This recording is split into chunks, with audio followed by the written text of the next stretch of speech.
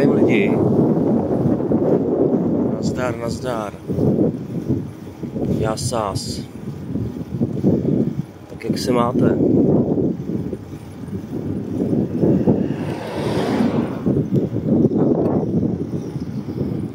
Hele, takže jenom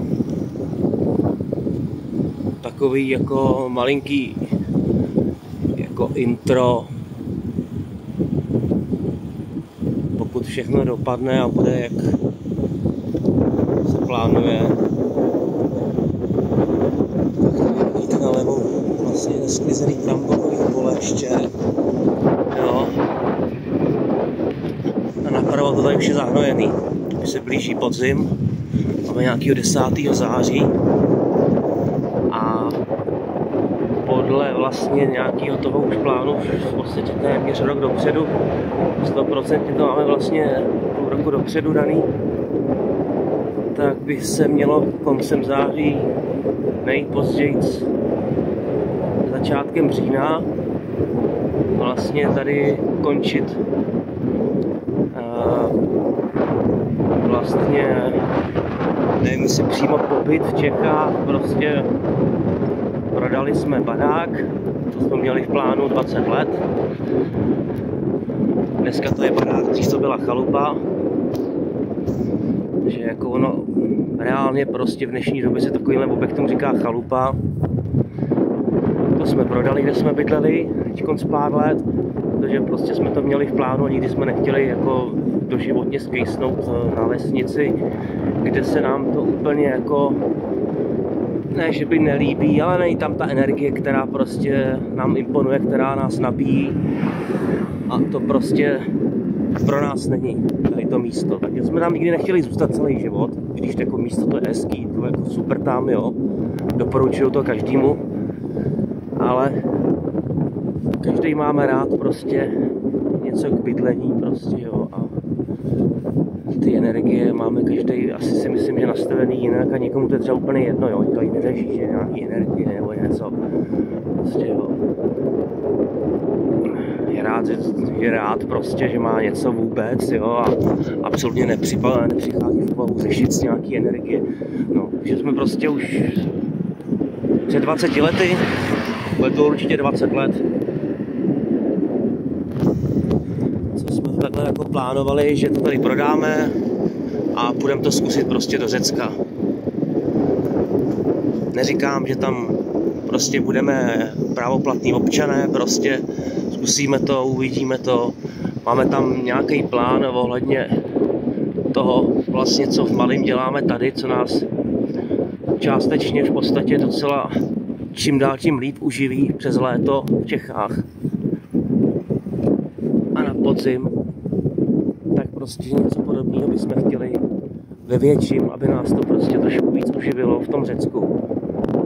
Jde o to, aby nás to uživilo, aby jsme vydělávali si tady na Mercedesy, jo, a jde o to prostě, aby nás to uživilo tak, jako že se říká, takhle nevím, alternativní, prostě nepovažuju se za nějakého alternativce, ale prostě se tomu tak říká, takže by nám jako nemělo vadit, jo, nějaký jako, když tam zrovna, doufám, že to nebude vidět, asi nebude, jo, už si oblíká kalhoty, snad já to otočím. Takže prostě jsme si říkali, i když to příležitost přišla, bohužel po úmrtí strejdy, tátovýho bráchy, v 67 letech se ubil, se dá vlastně říct.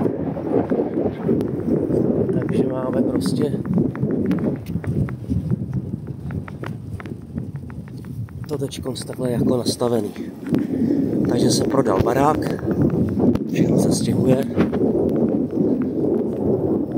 a vlastně za těch 20 let jsme se teda jako nenaučili řecky, což je ostuda, ale pár slovíček, pár sovětí a prostředí a vůbec jakoby ty věci, aby to šlo dát do Kuby, tak jsme začali studovat jakoby nějak teďkonc aktuálně, že ty věci se tam tak různě z těch 20 let měnily, byly opravdu různý, takže teďkonc aktuálně to je tak, jak to je prostě, takže barák v podstatě je prodaný.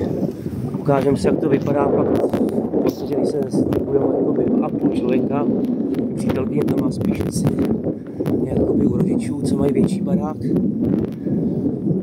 Takže se to týká spíš jakoby věcí mě a Honzika. Takže se na to pak můžeme podívat. To vám všechno ukážu, nebo to uvidíte na kanále a vlastně si můžeme říct vlastně rovnou, že pokud chcete vlastně být v tom Řecku, něco tam koupit, nebo tam mít podnájem oficiální, tak potřebujete to, nevím, jestli to budu říkat správně, to AFM, myslím, že AKM, AFM, myslím, že se to jmenuje AFM to číslo. To si prostě zařídíte to sami na daňovém úřadě, nebo prostě si zaplatíte právníka, který tam je předražený, respektive jsou i nejsou. Záleží to, co si koho vyberete. My vám můžeme dát kontakt na lidi, kteří jsou opravdu zlatý, létama ověřený a nejsou drahý. No a ty vám to dají v podstatě na vlastně i na dálku, jo, dokupy. Takže jde hlavně o prostě jako vždy a všude prostě jde, neříkám, že především, ale prostě opravdu jde po peníze. Takže když si to zaplatíte, tak není problém. A oni vám vlastně skrz plnou moc, skrz ty kontakty, které vám můžu předat, tak vám to vlastně všechno vyřídějí na dálku. A vy se můžete vesele potom věnovat tomu, když tady to trošku dencá, jo. Jedu na kole, no. A ta cesta tady je 30 let stejná, to je katastrofa, jo. Jako Ukrajina hadr. Bože. No, takže je to takhle vlastně daný s tím vlastně, že dáte tu plnou moc. Oni vám zařídí veškeré povinnosti, prostě náležitosti k tomu. A můžete vlastně jít. Co dál? Dál vlastně čekáte potom jenom na pokyny vlastně, v podstatě, jo, toho právníka. A je dobrý se domluvit prostě na ty jakýkoliv nemovitosti vždycky. A vlastně už si to uspořádáte jako, jak se toho vám hodí, jo. Nebo prostě musíte být přesně podle toho, že to někdo dělá takhle, tak já to budu dělat taky takhle, ano. Dělejte si to prostě jako jak je v tom dané situaci potřeba, jak se to vám jakoby líbí, hodí, jak vám to sedne, jo. Základy prostě se musí dodržet a není to nic prostě složitýho. Pokud prostě vydržíte a máte prostě nějaký ty finance navíc prostě, jo, a nejsou to žádný 100 000. Prostě nemusíte tam za právníka tady utratit 100 000 prostě, nebo ani 50, jo. Prostě záleží opravdu. A pro člověka, který prostě neumí řecky, neumí jakoby tu jejich azbuku vlastně, jo, tak prostě nemusíte se chytat, jo, a je to dobrý prostě to udělat takhle.